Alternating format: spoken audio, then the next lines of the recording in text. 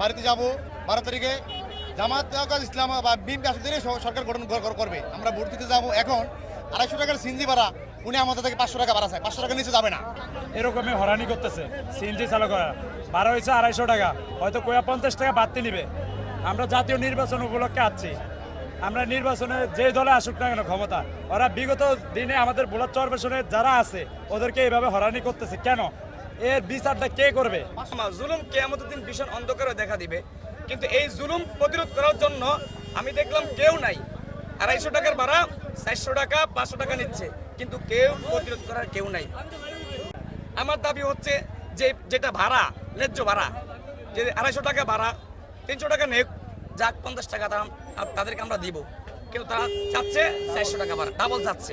তাই আমরা এত টাকা ভাড়া দিয়েছি, যদি আমরা নিজের পকেটের টাকা দিয়ে ভোট দিই, যদি সেই ভোটটা যদি আমাদের সুস্থ মতো না হয়, তাহলে সেটা আমাদের আগে নিয়েছিলাম 250 টাকা, আর আজকে 1.5 মাস বলাতে গ্যাস নাই, গ্যাসের সংকট।